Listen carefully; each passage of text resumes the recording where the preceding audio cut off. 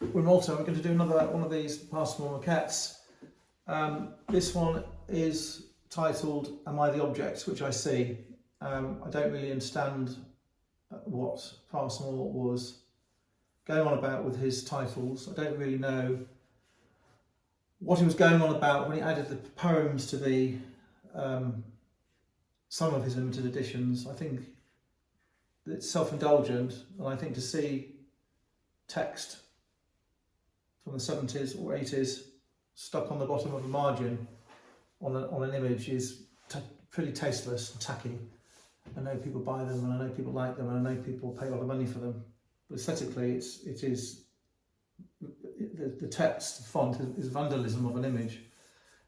You have a picture, and in order to read the small font, you have to go up to it and stare at it. And I can't see to a third party how a poem can relate to the image. I think it's a fairy story. So we have these Pasmores. This is another maquette, the second maquette, and this image is published, and there is one in the Tate, the one of the limited editions. This has got the stamp of John Pasmore on the back, and it is a photograph which had been mounted on this card for storage and wrapped in tissue paper. So on this occasion, there was no annotation about sizing or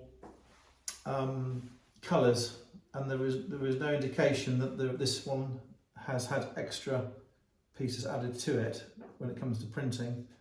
There's an arrow suggesting which way round it should go. I think that is an interesting thing to see on a artwork, because it means that the closest person to the artist is the printer, who knows his work better than anyone. And I think that for the printer to have to be told which way around it goes is slightly telling. In fact, I have heard of galleries hanging and selling Pasmores the wrong way around. So apparently it does happen all the time. Okay, so we've discussed that. We've got the maquette. It is a photograph of the original artwork. The white gouache is put on it to make it obvious which lines have to be put onto the etching plate by the company who makes the etching plate. And if you look closely at this here, you'll see there are tiny flecks and areas of inconsistency which are present on this copy of the original, and every single one of them on here is present on the limited editions. So that image works as a 38 by 38 centimetre plate, which is the size they use, and it didn't need any help, it didn't need anything taken off the sides, it didn't need any imbalance correcting. So that one, as I say, is close to the limited edition and obviously close to the original artwork. I think that the paint they use is a gouache. It is dull. The photograph behind it is shiny. It is an interesting combination, and I think to frame that, it would be a shame really to lose this John Pasmore thing. I think it'd be nice to have a frame with a glass panel in the back. So we have these maquettes. They're of interest. They're unique.